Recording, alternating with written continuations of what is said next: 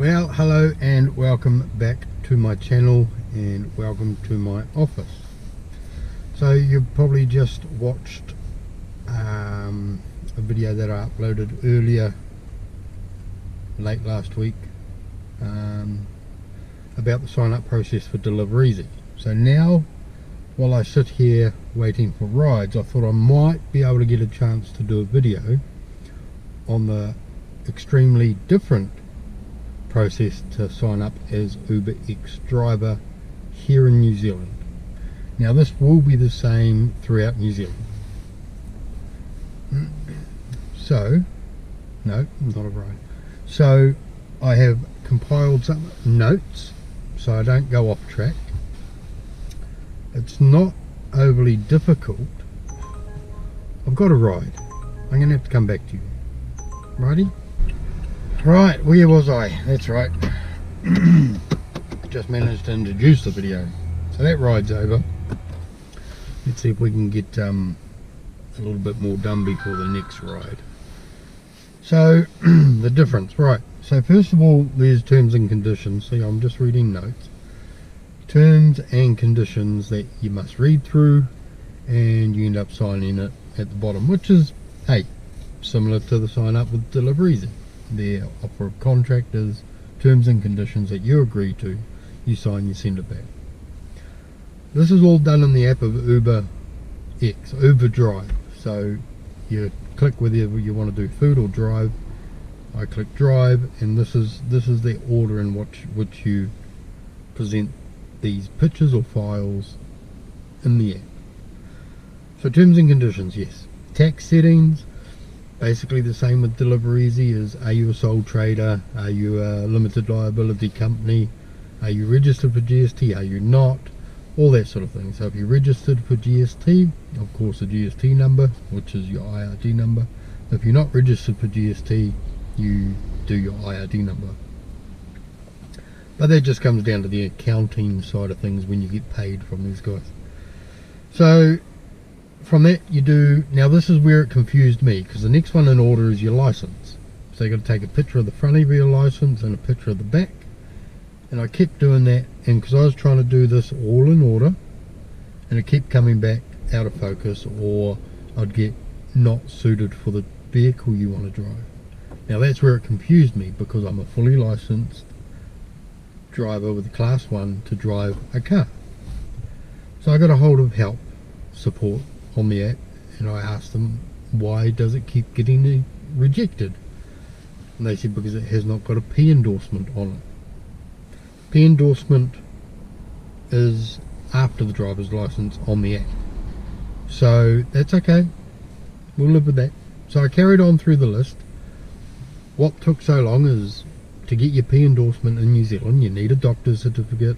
They check you over, check your ticker, check your eyeballs, make sure that they can see pink, black, purple, brown, read letters, and so forth. Make sure that you're not blind, make sure you're not going to have a heart attack. That's fine. Trying to get in to see a doctor rather quickly in New Plymouth is not fine. So that took a week. Anywho, so I carried on. So then you do a profile picture, which I have a profile picture. Simple. Hold the phone up, click done. Send it through. All good. While this is going on, you go see your doctor. They do the test. You get a bit of, they fill out a form, seal it.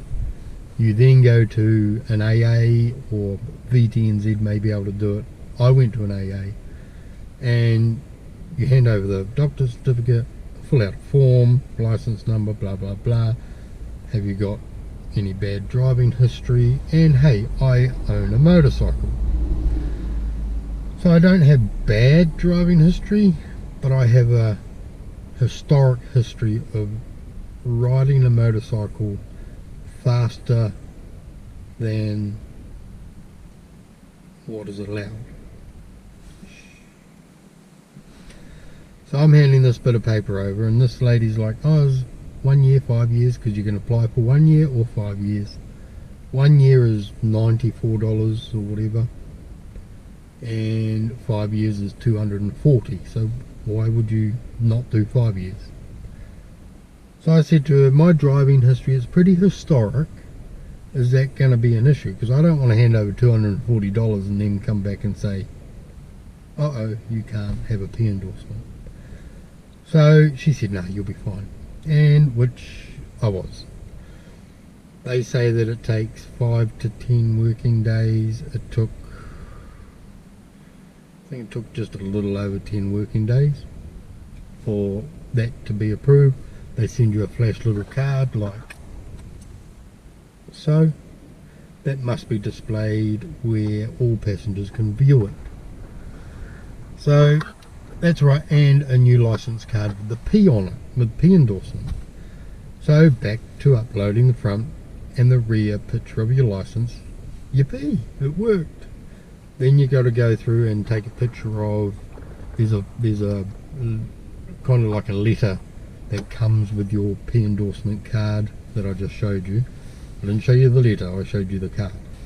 A letter comes with that. So you take a picture of that, scan it. I don't think they accept a picture, it's got to be scanned. So I scanned it with my phone and sent that through. That got approved. Very good. So there we are, we're good to drive, but not yet. Hold up.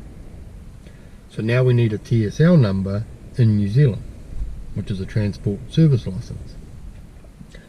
It's actually a STSL, small transport service license, I believe. So you have the option of, if you've already got one, you can operate under that. All good, KT5. If not, you let them know and say, I want to operate under your TSL. So then they send that to you. So there's another couple of days waiting for that to turn up in the mail. You still got to take a photo of it and send it into the app, which is weird because they gave it anywho. So it's on record, I guess. So you use their TSL number. Now to the vehicle. So the vehicle can only be a certain age, which it can't be over 15 years. And so I have this Toyota Aqua, and then you got to send in the registration, photo of the registration tag, you know, that we display on our windows in New Zealand. So that has the expiry date and blah blah blah. All good. Then you got to send in your commercial insurance letter that must have you, well, in my case me, must have my name as the insured driver. So a company can own it or someone else can own it, but it must have your name as the insured driver. All good, send that away. Where are we up to? Blah blah blah. Okay. To operate a commercial vehicle in New Zealand, we must run certificate of fitnesses. Predominantly all our private vehicles are warranted fitnesses, which is just a safety check. If the car's from 2000 on, you get a 12-month, safety check. If it's older than that, you get 6 months on a warrant base. That's a warranted fitness for private vehicles. Now, if you're using it for commercial use, particularly for passenger use, you must run a COF. Now, the COF is 6 months, regardless of the age of the vehicle. 6 months. So I went in there, took this through. It had only been entered into New Zealand because it's an import, fresh import, like 2 weeks before I brought it. So it gone through compliance, all good. Came out, failed. I was like, how can it fail? Because it just got compliant. Now these Aquas don't come with a parcel tray that closes when the boot closes. So we have to have a way to contain luggage because we're carrying people. So I had to rig up a cargo net with some anchor points and so that. No drama. And we need stickers on the door that lets passengers know that if the child lock on the door, I don't know about your country, but our cars here have a child lock. So you can flick a little lever on the door that doesn't allow the door to open from inside. So you've got to have a sticker warning people of that. So obviously there's cars out there in the world on certain markets that don't have child locks. So once you have your COF, you send that in and then you're good to go. So this process is long. gear than just throwing to and forth a couple of emails to get signed up. This is more in depth because we are travelling with passengers. We are basically putting someone else's life in our vehicle. We are responsible for their life, and I don't take that lightly. I understand the safety around it. I understand you guys are booking an Uber and you expect to get to your destination, so you want the, you want to be able to feel safe. So once all that's approved, you're ready to go. Oh, hold up, no. If you use UberX or Uber driver's TSL number, you must sign up to Logmate, which is an online logbook. So now that we're carting passengers around in New Zealand, we are bound by logbook law, which restricts the amount of time we can be working in one stint and how many hours we can work continuously. Day 1, day 2, day 3, day 4, day 5. We can get up to 70 hours before we need a 24-hour break, but we cannot work longer than 14 hours in a day with a half-hour break after 7 hours continuous. Sounds confusing, but it's not. So Logmate is very easy. You log in, you put your car details in it, the TSL number in it, and before you log into Uber, you log into Logmate, say you're going to drive, all good, start driving for Uber. At the end of your shift, you click end shift, it saves it and sends it off to Uber. Uber needs that information because you're using their TSL.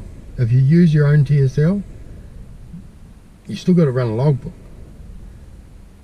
but that's up to you. That's your prerogative of how you do it, whether you use an electronic logbook or an old paper system, which they do have. I think they're like a taxi logbook, different than the heavy transport logbooks here in New Zealand. So yeah, I may have covered everything. That's going to be quite a long video.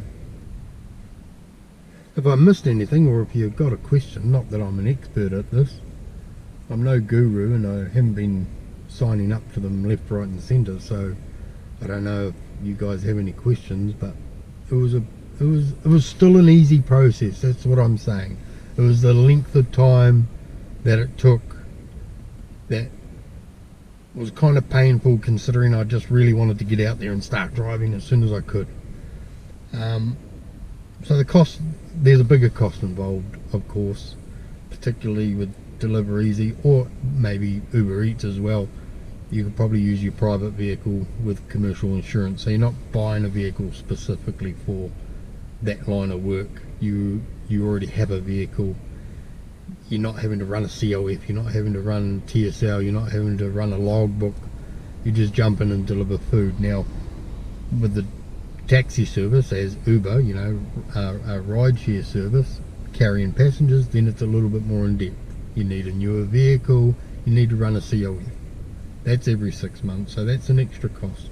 Your registration cost is slightly different. It's not a lot, but it's slightly different. You then have a loading cert, which then means that if a cop pulls you over while you're fully loaded, the car's full of people, and they decide to weigh you and you're overloaded, you can get a ticket. What else? So yeah, you're running under a TSL as well, whether it's theirs or your own. Responsibility is a little bit stricter, I guess. You got to take a bit more onus on yourself because you are responsible for, could be 3 passengers, could be 1, could be little kids, could be old queers and kamatos, it could be anybody, and everybody's life is equal, young, old, middle-aged. So yeah, so you guys out there that are already Ubering, make sure that you stay safe. But if you're thinking about doing it, just think the responsibility that's on your shoulders could be quite a bit. But the sun's coming up now. It was raining before, we were quite busy. So anywho, I've rambled on enough. Next video that I got planned, and it may not come to plan because like I said, these are raw, Don't even edit them if you notice the last two. I just trim them. Next one is a week driving with deliveries, and then comes the cost of fuel used and blah blah blah, all that. Just give you a real life experience. Blah blah blah. What do you call it? Not an encounter. Real life example. Not these what you read about and what you hear. This is actual grassroots. This is what I did this day, this time. Facts. Not buttering it up, just telling you the truth. So, hey, anyway, I've rambled on enough. That's long. Okay, rightio. Well, please ask questions if you need any answers. I might be able to answer them. I may not, but bear with me. I'm new with this, but we're taking you along for the little ride. So, stay safe out there, eh? And hey, just think, if you're in New Plymouth, you book an Uber, you might get me. Rightio, ka kite.